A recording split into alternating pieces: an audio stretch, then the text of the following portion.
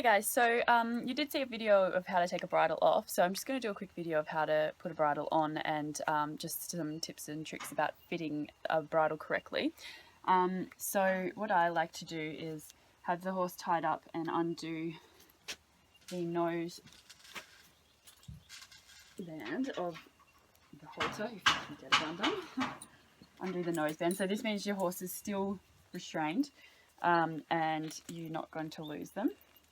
I put my reins over my right shoulder, get the bridle nice and organised, right hand over their ears, and I actually hold the bridle in my right hand, and my horses are all taught to just lower their head when there's pressure on their poll. So that makes them automatically put their head down, and then you can't see there, but I've just put the bit in my hand, and she's going to put her head right down now, and then slip it over her ears. Always make sure you pull the mane and forelock out so she's nice and comfortable. This horse clearly needs a clip. She's got a feral bridle path.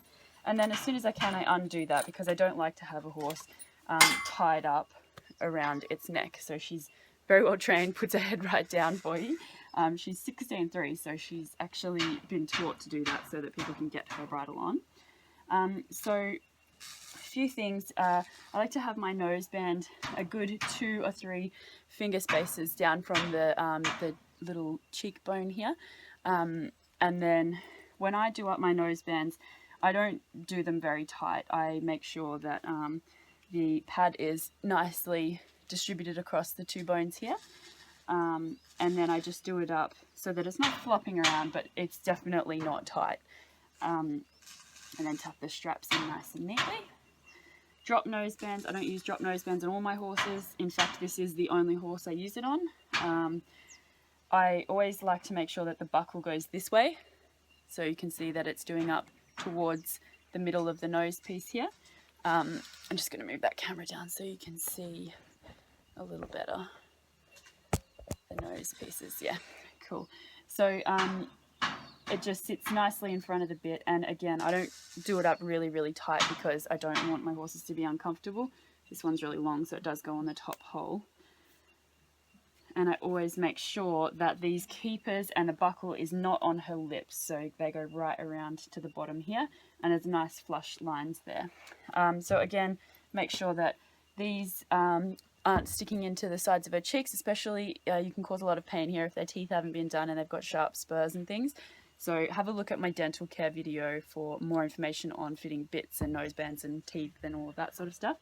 The bit I like to have, so if you pull the bit down, you can, the crinkles in her mouth go away. So if you pull it down towards her mouth, she's not going to show you that. And also just making sure there's 1.5 finger widths between the outer bit and their lips, so that it's not squishing the side of their mouth like that. Cool. So obviously the brow band sits between this bone and the ear.